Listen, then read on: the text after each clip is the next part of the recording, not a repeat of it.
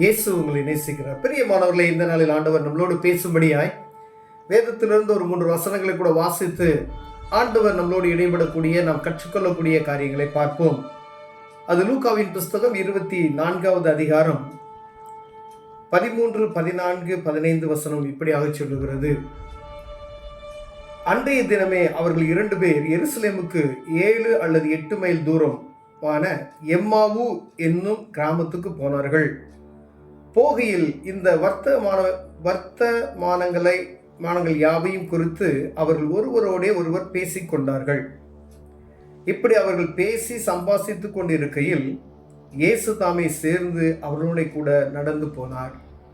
பிரியமானவர்களே, ஆண்டவராய் இயேசு கிறிஸ்து உயிர்த்து எழுந்து மரியாளுக்கு தரிசனமானார். அடுத்து அவருடைய சீசர்களுக்கு ஒவ்வொருவருக்காய் தரிசனமாகிற அந்த காரியத்தை ஆண்டவர் இதில் எழுதி வைத்திருக்கதை நாம் அறிந்திருக்க முடிகிறது.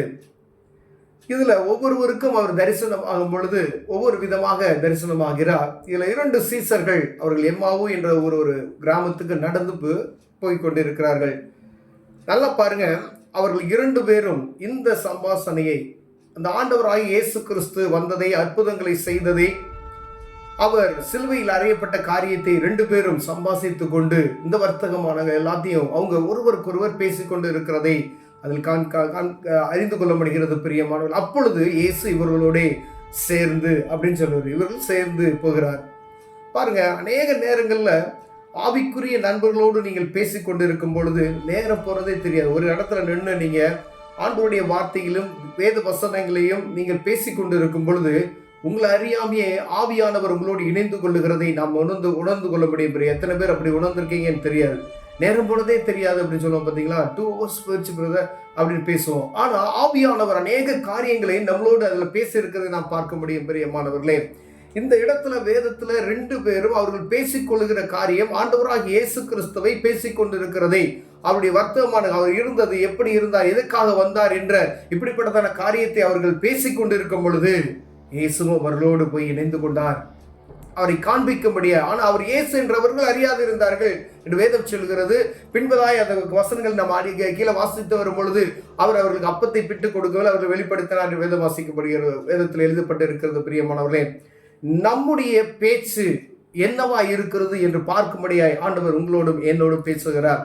ஒருவேளை நம் உலகப்புறமான காரியங்களை அதிகமாக நேரம் செலவழிக்கும் பொழுது, அதிகமான காரியங்களை நாம் பேசும் பொழுது, அதை குறித்ததான காரியங்கள் நம் வாழ்க்கையில் என்ன செய்யும், மைண்டில் உட்கார்ந்துகிட்டே இருக்கும். பிரியமானவர்களே, ஒருவேளை சத்ருவை குறித்து, அவனுக்குரிய காரியங்களை குறித்து நாம் மற்ற நண்பர்களோடு, உறவினர்களோடு, வீட்டில் இருக்கிறவர்களோடு நாம் பேசிக்கொண்டு இருப்போமே, ஆனால் அவன் உங்களை ஆட்கொள்வதற்கான காரியம் உண்டு.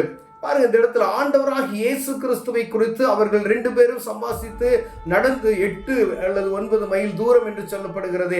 அவ்வளவு தூரம் நடந்து போகும்போது இவர்கள் பேசுகிறது அவ்வளவு சுவாரஸ்யமாக பேசிக்கொண்டு போகிற அந்த காரியத்தை எழுதப்பட்டு இருக்கிறது. இல்லை ஒரு பாடல் கூட இருக்கு, எம்மா ஒரு சீடரோடு நடந்து போனீங்க, என்னோடு கூட நடந்து வாங்க அப்படின்னு சொல்லி நம்ம பாடல்லாம் நம்ம பாடியிருக்கிறோம். அப்ப பாருங்க, 2 பேரும் அவர்கள் சம்பாஷணை எப்படி இருக்கும் பாருங்க, ஆண்டவரை குறித்து. இப்போ நம்ம என்ன பேசுகிறோம் மற்றவர்கள்கிட்ட, உங்கள் நண்பர்கிட்ட, உங்கள் கூட படிக்கிறவங்ககிட்ட, உங்களோட வேலை செய்கிறவங்ககிட்ட, உங்கள் வியாபாரியை கூட, உங்கள் கூட இருக்கவங்ககிட்ட ஆண்டவரை குறித்து பேசுகிறோமா? யாரை குறித்து அதிகமாக பேசுவோம்? 2 நண்பர்கள் சேர்ந்தீங்கன்னா எதை குறித்து அதிகமாக பேசப்படுகிறது? நீங்கள் ஆண்டவரை குறித்து நீங்கள் பேசுவீர்களானால், அவருடைய காரியங்கள், அவருடைய அற்புதங்களை குறித்து நீங்கள் அறிந்து கொண்டு அவருடைய செயல்களை பேசுவீர்களானால் ஆவியானவர் உங்களோடு கூட இணைந்து கொள்வதை நீங்கள் உணர முடியும். பிரியமானவர்களே, அநேக பேர் அதை உணர்ந்திருக்கலாம், அநேக பேர் அது உணராமல் இருக்கலாம். ஆனால் உங்கள் நேரங்களை எப்படி நீங்கள் செலவு பண்ண, யார்கிட்ட நீங்கள் பேசுறீங்க, யாரோடு உங்கள் நேரத்தை செலவு பண்ணுகிறீர்கள் என்பதை பார்த்து தான் ஆவியானவர்களோடு இணைவார்.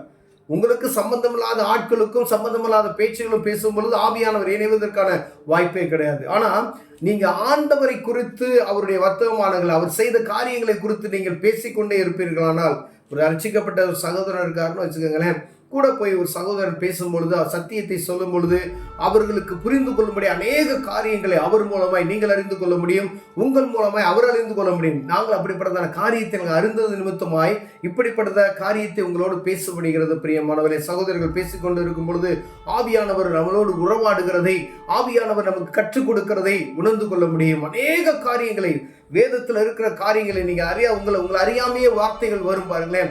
ஆண்டவர் இங்க இப்படி சொல்லியிருக்கிறாரு, அங்க அப்படி சொல்லியிருக்கிறாரு. இப்ப நீங்க புதிய ஏற்பாட்டில் இயேசு கிறிஸ்துவை நீங்கள் பேசிக்கொண்டு இருக்கும் பொழுது ஆண்டவர் இப்படி அற்புதம் செய்திருக்கிறார். உங்க வாழ்க்கையில, தனிப்பட்ட வாழ்க்கையில செய்த அற்புதங்களை நீங்க பேசும் பொழுது ஆண்டவர் எப்படி உங்களை நடத்தி வந்தார் என்ற காரியங்களை புரிந்து கொள்ள முடியும். பிரியமானவர்களே, வேதத்தில் எழுதப்பட்ட அற்புதங்களை அதிசயத்தை நீங்கள் தியானிக்கும் பொழுது உங்க வாழ்க்கையில் ஆண்டவர் எப்படிப்பட்டதான காரியத்தை செய்திருக்கிறார் என்று பார்க்கும்படியாய் நீங்கள் உணர்ந்து கொள்ளும்படி ஆண்டவர் உங்களோடு பிரியப்படுகிறார்.